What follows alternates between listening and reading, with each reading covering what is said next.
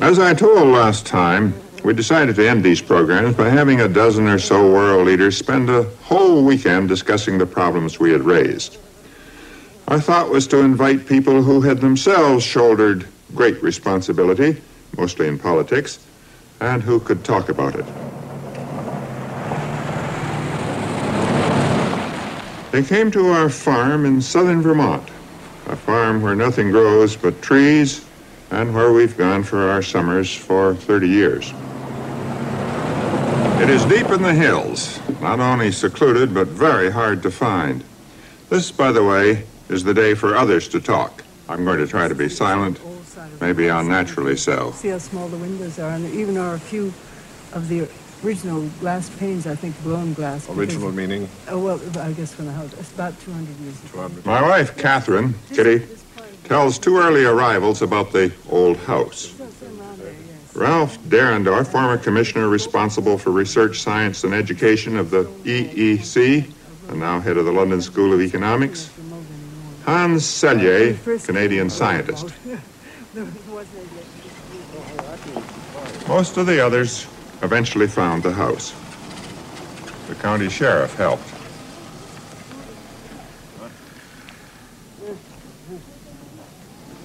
Former British Prime Minister Edward Heath. I first met him years ago when he was lecturing at Harvard. More fitted to their occupants. Humble, simple types. Isn't that wonderful? Yeah. Well, absolutely adorable. Welcome. Thank you very much. You slept well? Very, very well. Caught up on. Are you subject to jet lag or?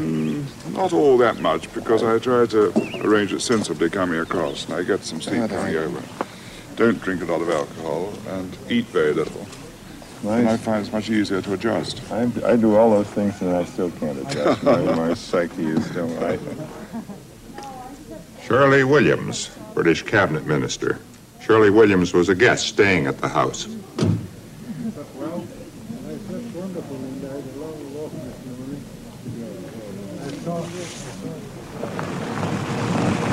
The next car brought a guest we very much needed for the discussion, Georgy Arbatov, also a friend.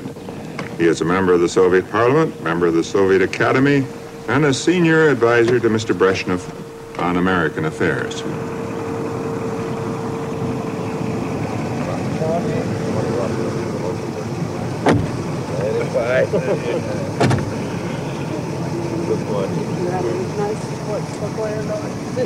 Yes, I have it.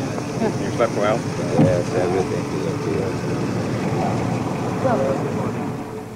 okay. A very great personal friend, Kukrit Pramaj, a journalist and very recently Prime Minister of Thailand. The historian Arthur Schlesinger, a fellow veteran of the Kennedy administration, and his wife Alexander Schlesinger. Better, but we're going to have this. Are we the last? Well, as one would expect. No, the Winships have yet to come. Winship, they left before we did. You better say not a search Totally party. lost on the road. Very often it's people that get lost and never arrive. Maybe they're coming on horseback. Come on, No, they did leave about 2. Oh, well, they left about the same time we did. And then he... Maybe he was looking at a horse and buggy on the way or something. Tom Winship, the editor of the Boston Globe. He lives in Vermont and naturally thought he could find the way without help. He did turn up eventually. Are you just over for the weekend? No, I was over for a Ford Foundation meeting. I'm a trustee of the foundation. We had one of our meetings. It's been quiet for the last 2 years. I don't know what it's going to be like next year because... Conversation began informally in two groups. Other guests joined, whom we will meet later. The cameras moved from one group to the other, and as often in discussion, you will hear first not a connected interchange, but a series of points, statements of faith. Ralph Derendorf begins. I would assume that economic performance and individual income in Britain will continue to be significantly lower than economic performance and individual income in Germany. And I would assume that there are a few intermediate stages that perhaps one or two countries will move from one level to the other, but there are going to be different levels. And I really believe, that these different levels are bearable if they are compensating social factors. And I would almost assume, sounds a terrible thing to say for a German who lives in Britain, that the British version of somewhat lower economic performance and individual income, but higher social equilibrium, as you called it, may well be preferable. What Ted was saying, what Jack was saying, and that is that, and I think what we are looking at, really, in the Western world is the gradual constraining and finally narrowing down of competition to the point where we can't talk anymore about living with competitive markets because we haven't got them. And that leads me to the next point that I want to make, which is if the instruments that determine competition don't operate anymore because of the power of companies and the power in some respects of trade unions, so that you're looking at a different structure of society that we used to have, then I want to make the point, what does this do also to the structure of democracy? Because I think it probably does something very profound to it. Well, anyway, I think we're seeing something which, as it were, lies beyond what even Karl Marx could have seen, because he wrote a long time ago and he showed great perception. But that what's emerging is that the role of government, the role of the public sector is now so substantial, especially in countries like France, Italy, United Kingdom and so forth, that what we're not looking at any longer is a classical capitalist economy. We're looking at what people sometimes call a mixed economy, and I think the mixed economy will throw up something. We call it state monopoly capitalism. No, you don't, because it wouldn't be right. We do. No, but you're quite wrong about that, because it doesn't involve state monopolies in a lot of cases. We will change, for sure. We don't consider our society as having achieved the ideal state of affairs.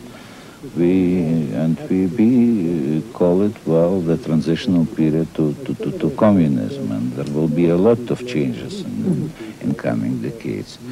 But the changes will go in different directions, I am afraid, in your countries and in ours. And now, if you spoke to millions of Russians, I believe that given the chance, they would say, oh, we'd far rather have consumer goods and try and reach the stage which American capitalism has reached, rather than go on putting more and more of our resources into military power, which is what is happening at the moment in the Soviet Union. I would say that if you ask the Soviet citizen what he would prefer more, he would the first mention not to have war, which is very understandable for a country which has lost 20 million people. And they would say even, we are ready not to have so many consumer goods, but please have peace. I think we've reached a position where we've got to revalue the situation, say, as between the college professor and the longshoreman or the miner. Partly because there's a hell of a lot of compensation built into the professional job, with respect to the professor. I mean, he does have security, he does have better pension opportunities, better holidays and so on. And we've got to allow the working man, the manual worker, to catch up with a lot of these security elements. That, you know, it's very pleasing for a Marxist heart to listen to different sort of representatives of capitalist society out discussing their problems, which actually we have mainly solved. And I think, well, unemployment and inflation, and for me, for my colleagues, it would be a new demonstration of the eternal truth found in Marx about this major contradiction between socialization of the production and private ownership. You know, it's my view that half the problem in Northern Ireland is the lack of jobs. It's the difference overwork that creates the tension. 40,000 jobs into Northern Ireland could probably bring peace tomorrow, because when young people are without a job, you know, they begin to talk and take an interest in anything. And if there's some apparently great dedicated cause, they will take part in that, even if it means throwing bombs. And that's the awful tragedy of an area like Northern Ireland, that this has developed mainly because of lack of job opportunity. So let's run away from that responsibility. No. I don't know that it's more harmful or distressful to be afraid of pollution or of atomic war or of the crash of the stock exchange than it is to be afraid of being eaten up by a bear. And since we have no way of making actual comparisons between the medical implications of the two types of threat, I think it's anybody's guess. It's my personal guess, but this I have no proof for, except an empirical one. It seems to me that that's how everything has always worked. Man has an innate tendency to go up to the maximum of his stress tolerance. You know, like a racehorse just likes to run, and it likes to run as fast as it can. And it will meet the stresses and strains of whatever is a stress and strain in his particular situation. I agree with Darwin. I think that what industrial society has done has been to undermine the traditional and spontaneous, natural, organic forms of cohesion. And as these have been undermined, nothing has arisen to take its place. Therefore, you get these kind of tribalistic or quasi-religious movements like fascism and communism, which try to produce an artificial cohesion through main force. I really feel that we must have reached the end of the period in which industrial development and everything that goes with it is sort of a purpose in itself. And it seems to me that all the developed societies will only survive if they recognize that there's more to life than industrial growth, the growth of cities, the development of cities, the creation of more and more of the same thing. And it is indeed my view that many countries, incidentally, so-called capitalists as well as so-called socialists, and indeed the so-called socialists more than the capitalists, have made the same mistake. And that is the mistake to believe that the world of work, the world of living around work, is one which is bound to be messy and unpleasant and in many ways inhuman. And in many ways we've made the mistake of believing that all we have to do is try to get out of it. That the great thing to achieve is for the working man to have more spare time. And the great thing to achieve is for the city dweller to go out to the country and have a chance to go out to the country. And that, I believe, is wrong. That is, when I talk about improvement and about trying to improve society, what I really mean is an improvement of the work situation. Both groups began the active discussion, the interchange, on work and the ethics of work. Arthur Schlesinger thought the attitudes toward work were changing.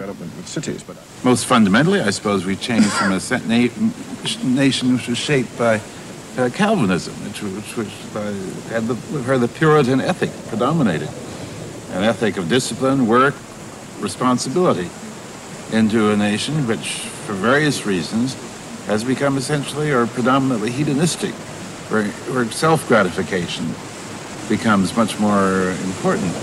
This Calvinism point, I think, is fascinating, because what has actually happened is that in the early phases of capitalist industrial development, it was actually necessary to save and to have this pattern of deferring gratification, of saving today in order to have greater possibilities tomorrow for the individual, and of amassing capital, investing it, having growth, and so on and so forth. And you could argue, you know, that a developed capitalist society can survive only if it abandons Calvinism and adopts hedonism. In other words, in order to solve the same problem of keeping industry going, of keeping industrial production going, you need a different approach, you need a different set of values. I have a deep personal conviction in this. I was born and brought up on a Canadian farm, and I've regarded my whole life as being an escape from manual labor. And so I would hate to think that I had at any juncture been under some obligation to return to the tedium that I have admittedly and barefacedly tried to escape your from. Personality, you see. You did actually have that experience. Well, it's a bit different, Professor. You know, if you want to go to university, you haven't passed the exams. Then you go to work, but you have this hope. You work for 2 or 3 years. Then you have 1 year preparatory courses, and then you can go in. what Kenneth is saying is that from his point of view at any rate, if you're working on a shop floor on a production line, it's a very dull, boring business, and it's got no ennobling effect. Now, surely this goes to the root of our industrial society today. If it is a dull, boring business, and I don't really think it requires very much imagination from the outside to see that that is so, then what in fact do you do about it? Because to be doing that for 8 hours a day, 5 days a week, year after year, and know it's going on for the rest of your life, and that in all probability you'll have reached the top of the acknowledged wage scale, probably by the time you're, what, 25, 28, something like that? Oh, earlier. Earlier. You could and therefore, 18 even. For the rest of your life, you're on that spot, in that groove. That really is the cause of the frustration, surely, in modern industrial society. And what do you do about it, and how do you tackle it? And I think all too little has really been done on this aspect of it. Yeah. Well, I'm sure work is not boring for 99% of the people. It may be boring for something like 30 or 35% of the people. That's the order of magnitude I would think of. And there, I believe, one can do a lot to make it less boring. Yes, I think that's right. It doesn't follow that working even the repetitious job is boring if you're able to converse with your neighbor, if there's a degree of conversation and chatting and joking with each other. But you see, the more you modernize methods of production, the more you try to eliminate the labor element, often the more isolated the job becomes. So that, for example, in a modern petrochemical plant, you will get one or two people watching an instrument panel in the control room. And that can be highly boring. They're required to be alert all the time, but they lack the friendship and conversation that in another type of job might be available. So you can enjoy work in many cases.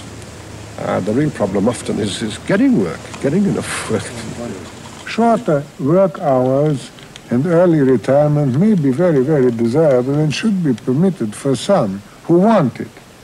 But on the other hand, those who don't want it, why not let them do what they want?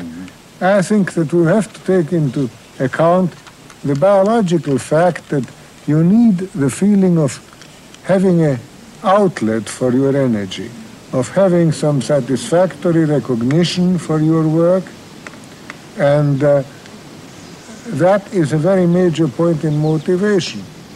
There's a lot of things that can be done, and a lot of enjoyment of life, I believe, could be secured if we can improve the basic training skills of young people. After all, a lot of the vandalism and irresponsibility of youth arises because they've really lost an interest or haven't developed an interest in wider living. And the boredom of leisure can be greater than the boredom of work. I still disagree. I think the ennobling effect of tedious manual toil is greatly exaggerated, and I'm prepared to go through that, prepared both for myself and my children to avoid that ennoblement. No, I'm going to jump up and down. I don't think it's ennobling. I think that not having ever experienced it means that you don't understand the problems of a very large part of society. And the reason why I think it's important to link the grant to it, I mean, I wouldn't stop people paying their own way, but if you're going to give a grant to people to go to university, I think it's a perfectly fair condition to say that they ought to have spent some time in the world outside the straight academic world, because the sequence of school, teacher training college, school, which is very, very common in all our countries, I think it's a wholly bad sequence. I don't think people know what they're teaching. Well, I think that the role of formal education in shaping people in society has been much exaggerated. And I think that this altogether too much has been saddled on the schools. And the schools have become the great alibi for the breakdown of the other institutions of society. The family is no longer performing what its function had been at one point. The church is no longer doing it. The end of the apprenticeship system and things like that have meant that the problem of entry into the economic world is a much more impersonal thing. And as these other institutions have broken down, the other, I hate the terminology, but what the sociologists call the agencies of socialization or whatever, it's all been dumped off on the schools. And the school has become the great alibi for everyone else, for everyone outside the schools. Everyone else? As all the people who aren't teachers and students. They blame their own, those who are in this educational system. Another subject that occupied everyone's attention, as it almost always does, was education. Of the schools. I've been a student, I've been a teacher, and I know how resistant students are and how ineffectual teachers are. And the notion that schools by themselves perform a lever to change the system is wrong, partly because their capacity to affect deeper motivation is limited, and partly because they're reflections of the system of which they're endeavoring to change. What would you say to the idea that everybody, virtually every employed person, should be required to, say, work at a manual job in a factory or in the docks or somewhere where they need to apply, as it were, basic trade training that they may have learned at school as part of the discipline in the approach to life? Because it seems to me we do suffer from, on the one side, unduly academic people who are prepared to tell people like me what we should do without perhaps a knowledge of what it means in terms of the practical workout. I thought for a long time that one of the things we ought to do is to have a requirement that anybody who takes a university grant must have worked in an approved form of employment for at least a year. In other words, what I think we're doing is taking far too many kids straight from school into university without any wider experience of life at all, and very often as a result dropping out after the first year because they're fed up with what they're doing. That's why I feel the whole problem of education has to be recast. I think we're still trapped by the conventional categories of life, childhood, adolescence, and so on. We suppose education is something that's completed to 22, and higher education fits into the 18 to 22-year-old box. Ridiculous. But it's now clear that many people aren't ready for higher education at that stage. They feel it themselves. That's why there's been so much tendency in the colleges for people who could, in another time, would have borne the intellectual load, but who feel in one way or another this isn't the time for them to do this, so they go off, they travel, they take a job. I think far from this being regarded as a kind of aberration or failure, it seems to me it's taking place on such a large scale that it's a perfectly natural response. We are thinking of education and work and leisure and old age and retirement as if they were sort of mechanical boxes. And if somehow these boxes don't fit at one point, as they don't seem to between education and jobs at the moment, then we have a gap and we don't quite know what to do about it. Now, my view is to take this particular problem, but one of the answers is to reconstruct the boxes, as it were, or perhaps forget about the boxes and think of human life in a different way. Think of it in one context. Think of it as one continuing process. And the answer to that, to be more specific, is that, in my view, there should be a much closer integration of education and work. That is, when one talks about a reduction of the working day, one must have something in mind for what people are doing. Well, of course, you've got to extend leisure opportunities. Leisure opportunities. Certainly. Yes, but they have to be active. But those leisure opportunities, of course, can be active, and they can include some do-it-yourself. I mean, no one's going to stop that process. Indeed, it would be a very good thing if more and more ordinary folk could do essential repairs around a motor car, for example, and understand what's wrong with a motor car. These are things that should be encouraged as part of the sort of way of life. But I don't exclude either the great opportunities for art that ought to exist for working people. After all, a lot of things which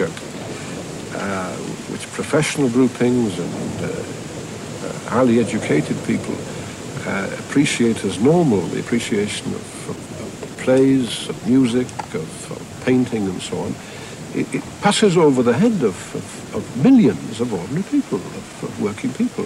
Frankly, I know little about art. I've hardly ever seen a play and so on. And I am typical in that sense of lots of working men and women. So that we've got to encourage at the educational stage this appreciation, which would make life much more worthwhile. I just think the cost of change is greater than the ultimate cost of a new arrangement.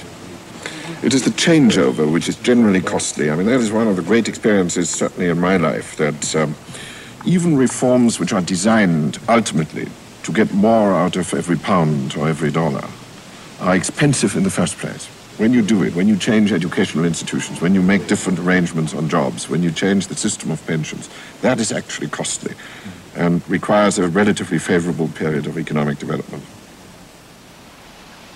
It's quite incredible. They want to take good and bad alike. They don't discriminate in the least. As always, the discussion ends with economics, or at any rate with money. And in the case of Edward Heath, with nationalized industry. Why don't you follow our policy of doing it in secret? We've just nationalized all the eastern railroads in secret. I know you have, yeah. That makes your point, doesn't it? And they're driven to resort to septuagenarians to try and run these things, retired professors. They're bailing their capitalists out. It's still the same thing. You have to bail capitalists out. They can't bail themselves out. But by doing it in secret, we avoid all this. Yeah, I agree with your government. It fell from 7 to 4. It then fell from 4 to 2.5 under hours, and it's a long, unbroken distance. Now it's lunchtime. Alexander, come have some food. All right.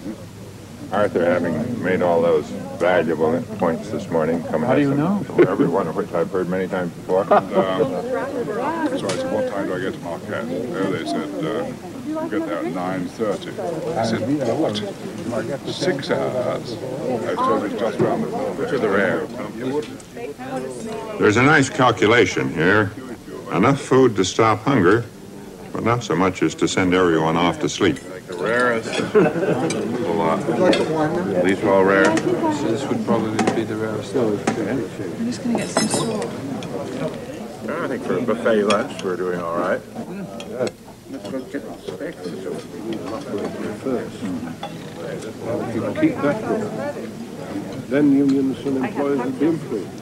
Over lunch, Ted Heath takes time out to become eloquent on the British income tax. I've got these years to do before I retire, and that's that, and you take a perk of some kind or other. But when you're the lower management and you're looking to the future, you say, all right, well, I've done all my training, I've now done my homework, and here I am at 25, and what's the future? And the future is that I pay 83% as a minimum of everything I earn. I'm sorry to have to correct you on your history, Arthur, but I'm prepared to do so. He was selected for vice president, and the campaign was well underway before it was agreed that he was constitutionally ineligible and was dumped. So the fellow says, well, why should I go on with this sort of thing? I'll go off to... And what's more, the actual salary on which you pay 83% is roughly half of what you would get if you were in the Federal Republic, or in France, or these other countries. Do you think that there'll be an emergence of a national health service by It's coming anyway, and it's promised.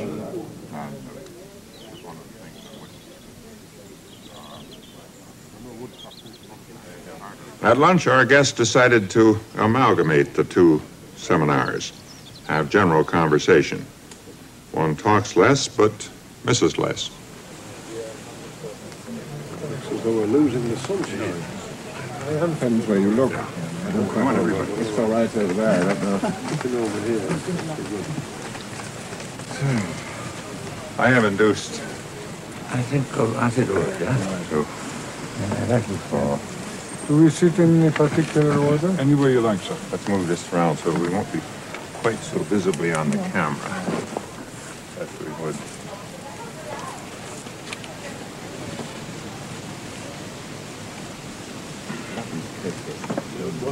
I want a comfortable chair.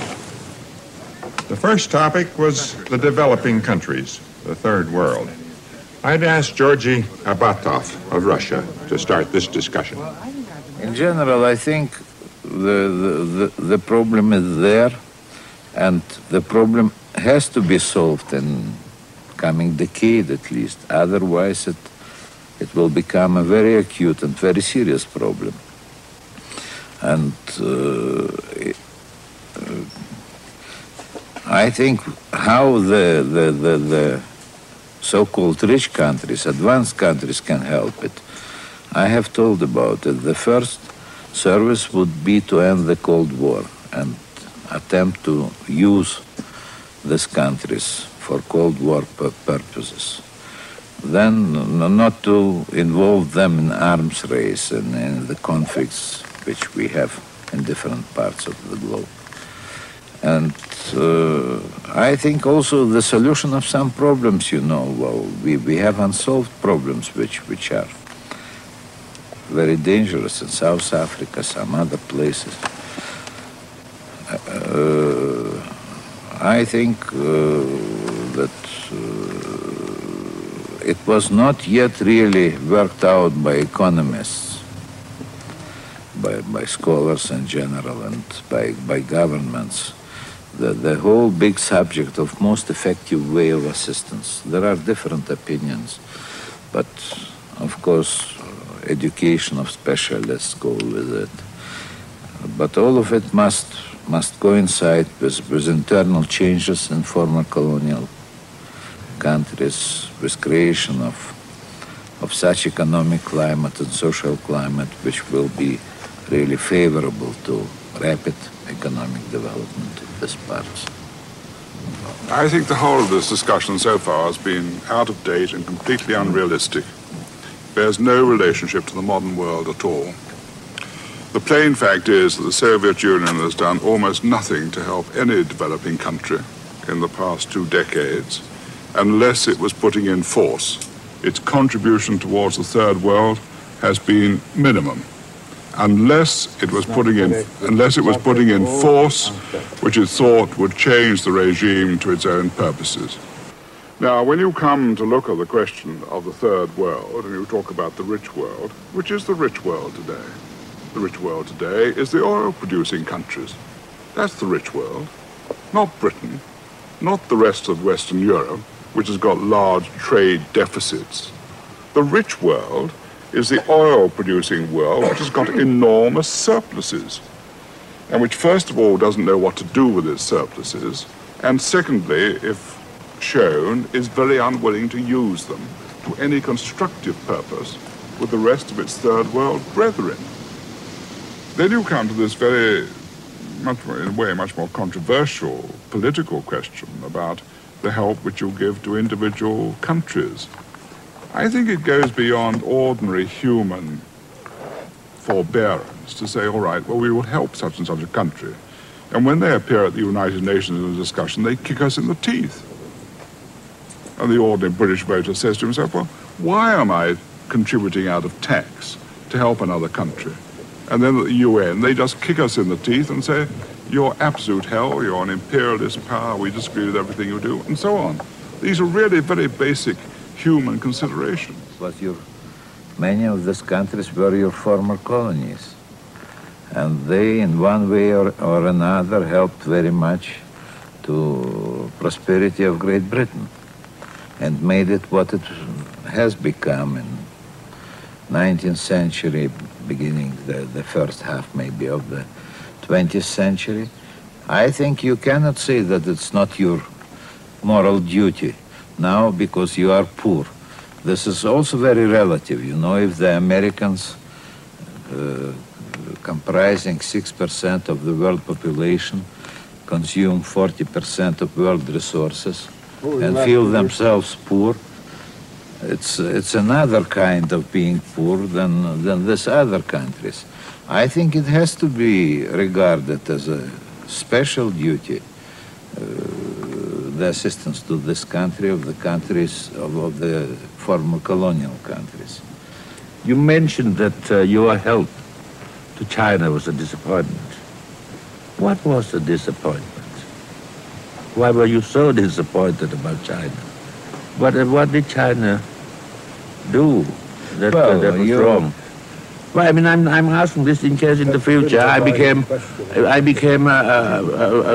something important again, and if I were to solicit help from the great Soviet Union, I might not be a disappointment to you. Well, you know, it's really a bit unfair to discuss this problem in absence of Chinese.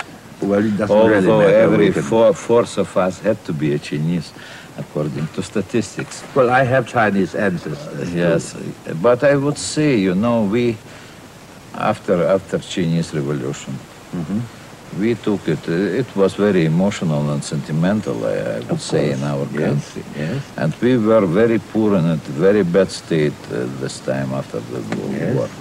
Well, it lasted for maybe 1 decade or more when their opposition towards first moved towards detente in our foreign policy. When they criticized us for being not truly Marxist, that Marxist view would be only revolutionary wars, etc., etc. Beginning of 60s, then it became more and more distracted from any ideological schisms, and simply with territorial claims, with other things. I wouldn't say that many people in our country can understand it otherwise than they need, because of their internal difficulties, to have external enemies and surrounding which will help them to bring all of it together. Yes, that seems to prove my point in the beginning. There's a great deal of ideological basis in these helps. And if you, having received the help, and you sort of deviate from the ideology of your helper, you become a disappointment. Surely the job of politicians throughout the world, whether it's the left or the right, should be concerned towards helping countries like yours so that you can preserve a neutrality but develop trade and develop industry. That's what I was hoping for. Well, I'm trying to support you on this, you see. I think I'm supporting the voice of Thailand for neutrality. You see, we in Britain are not quite so altruistic as Therese has been suggesting. We do give a lot of overseas aid, and I'm all in favor of it, and I know he is.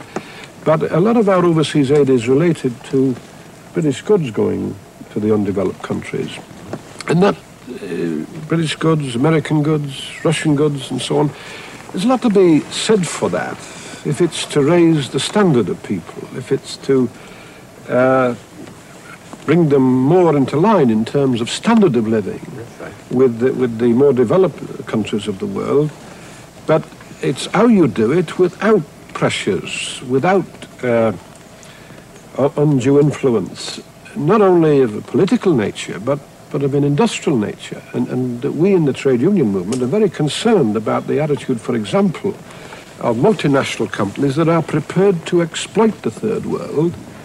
And when we try to assist our brothers and brothers and sisters in the third world, our brothers and sisters say, "Are you doing us damage? By trying to raise our standard of living, you are denying us employment," because the multinational companies then withdraw and move to another undeveloped country. This is great problem for us, I don't. But you see, if you want to get out of the intergovernmental relationship, which produces political complications, much the best way of doing it is through individual companies. Yes. Because if a company invests in a third world country, then it not only brings money, which is what a government provides, but it also brings expertise and know-how, which a government doesn't provide, and it also goes into a partnership with the country which is developing, so that whatever it is, 50 or 60 or 70% is held in the shareholding and in the directorate by the company in which the country in which it bases itself. And this gives you a real partnership. I said from the very beginning that to have the right kind of help, the poor countries are responsible for conditions within their own country to encourage the sort of help we're talking about, private companies and so on. If you want an example that, you've got Singapore, there's Japan. Yes. Tremendous development. That's right. Japanese money, German money, British money a bit, and all done in partnership with people who are there at the moment. With a very strong central government control. Well, not intervention. It's a very free enterprise economy. Actually, it is a very free enterprise. Only the government has got more power than most, than the rest of us. Mr. Lee Kuan Yew seems to have done it very successfully. Well, it's principally manifested, Jack, in an incomes policy along British that you have now imitated, isn't it? I'm not sure. I think there's rather more dictation from the centre. I think, and yet the secretary of the trades union is also a cabinet member in Singapore. that's probably the reason.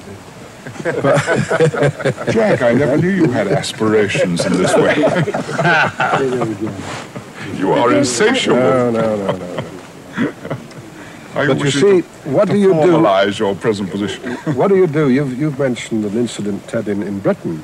Yeah. We are subjected in not only undeveloped countries, but developed countries, maybe outside of the United States of America, to the whim and will, to some extent, of multinational companies. And whilst I accept that many multinational companies are efficient, in dealing with labor, they're not all that bad, and we can negotiate reasonable wages and working conditions, there is just that threat that can be exercised, and unduly exercised, by multinational companies, which calls, in my view, for some form of international code which all countries who have to deal with multinational companies must adopt. Is it preferable that there should be this mechanism for aid, which is divorced from ideology? Oh yes, I'm in favour of that. That's what I hope we might be able to discuss. That's the big question, if I may say so, because, and this is where I think I disagree very much with Ted Heath. If you look at the history of the United Fruit Company in Guatemala, this isn't the history of a company without ideology. It's the history of a company with an acute ideology, which then plays very heavily on the weakness of the government to get its own ends. And if the company which is providing the investment is more powerful than the government of the country which it's coming into, and we took the case of Singapore where the government is probably more powerful, that's certainly not generally true, then you get a travesty of aid. And until we can move to the concept of some redistribution of income internationally as one of the goals of the international community, we will go on living in a world of Victorian charity, which is what aid essentially is. And that's why I think that even the kind of a penny in the pound, a penny in the dollar concept of international levies on nations, not as an act of charity, but as an obligation, would be at least the very beginning of the move towards what we need to see in relation to the third world, as much as what we've seen in relationship to separate nation states. How could this be achieved, though? I mean... Well, I think this is a very painful way, but an inevitable one. And the first experience we had here, it was with new prices on oil. Yes, that's right. Absolutely right. Because this goes about resources and prices, and many things which were produced in these poor countries were underpriced, and from rich countries were overpriced. And this, of course, is a very painful process for many countries, but it has begun, and I think it won't stop at oil. It will be true also for many others. There's difficulty in getting agreement about this. Look, you see, to come back to Shirley's point, what are we really saying? What we're saying is we're asking citizens of Britain or America or Western Europe to accept a reduction in their standard of living in order to contribute to that of other people. But I think that in some ways Mr. Arbatov has answered that, because what he's really said is, and I think it's terribly significant, if you don't create a different structure, you will end up with, in effect, a collective bargaining situation in which the third world will force upon the first and second worlds its own requirements. Because in the end, the oil lesson is going to be learned, it seems to me, much more widely than by the oil producers. The most powerful argument is power. Yes, I mean, let's be just a little skeptical about this. It has happened with OPEC. And of course, when we produce oil, we become a member of OPEC, and then we shall have a very considerable influence on all these matters. But I mean, is this really going to be Gaddafi of England? Is this really? Well, then we should be moving people with wealth. Is this really going to happen over copper? Is it really going to happen over aluminium? Is it really going to happen over tin? Is it really going to happen over wool? It could, you know. It could, but is it really, in fact, going to happen? It's a beginning movement with copper. I tend to agree with Mr. Heath that the discussion is really out of date. We're talking about things that happened in the 50s, 40s, and 50s. I don't think we need the sort of help from the so-called rich country at the sacrifice of the welfare of the people in the rich country. We need, the kind of help we need, I repeat again, is investment in our country to the mutual benefit on equitable sort of basis. I would like to point out the case between Japan and my country. We both have problems. Our problem is unemployment, though our wages are rather low. And their problem is high wages and cost. So they can't afford to produce the usual sort of cheap things that they produced before. They transfer the production of those things to our country where labor is cheap. We don't mind that at all because that created employment. But there is this. The profit center of the whole venture was in Tokyo and not halfway between Bangkok and Tokyo. That's the sort of thing that usually happens. And if that could be corrected, and then we're quite happy, we're quite satisfied. And we will discipline our union somehow to keep the level of wages within possible. Don't discipline them too strongly. Well, in that case, we'll beg them on our bended knees. That's better. That's a much better technique. Yes. The discussion now turned to the rights and functions of the individual in an age of high organization. The fact is that in the underdeveloped country, or whatever we call the countries that are not industrialized completely, and in the industrialized countries, the individual tends to count for less and less, and we ought to take some account of how people, ordinary people, can express their point of view. The bigger the organization, the multinational company as an example, the bigger the government administration, the bigger the local authority, and the tendency is always to create bigger units. And the bigger the trade union, incidentally, the less the individual seems to have an opportunity to express him or herself. And without question, it seems to me that anyone looking at the world around us who wants to see change must find ways and means of pressing for greater opportunities for people, whether it's in industry or in society, to have a say in decision-making, influencing decision-making. In a way, this is what trade unions are about, or what they should be about. But in so many countries and in so many trade unions, the leadership tends to dominate, and the membership have little effective say. But nevertheless, the opportunity is there. Well, a couple of things about that, really. I think that, I agree very much with Jack about the question of the individual being involved in participating in society. I think the problem is that we've got to get from the situation where the individual sees his role as being one of protesting to the state. In other words, saying to the state, this is what you should do, as distinct from sharing in the responsibility for decisions. And that's, as I understand it, what industrial democracy is about. Yes. So that it's part of this is the devolution of decision-making power from the state itself down the line as far as it possibly can go in respect of individual workplaces, in respect of local community neighbourhoods in terms of their environment and their choices on that matter, in terms of things like schools involving parents, so that only half the battle is that the individual should be better represented in making his protest. The much more difficult half of the battle is involving the individual in the sharing of responsibility. So I go with Jack on participation, but I think the much more difficult stage is the stage of shared responsibility. Can I add another difficulty before we go on participation? We've been talking about underdeveloped or developing countries before and some of the world problems. I think we should be quite clear in our minds that we cannot solve all problems by participation.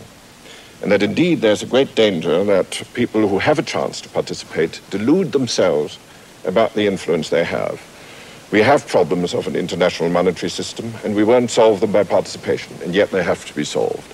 We have problems of the control of nuclear developments. We won't solve them by participation, and yet they have to be solved. We have problems of development in many parts of the world, and we won't solve them by participation, by industrial democracy, or any other kind of participatory system.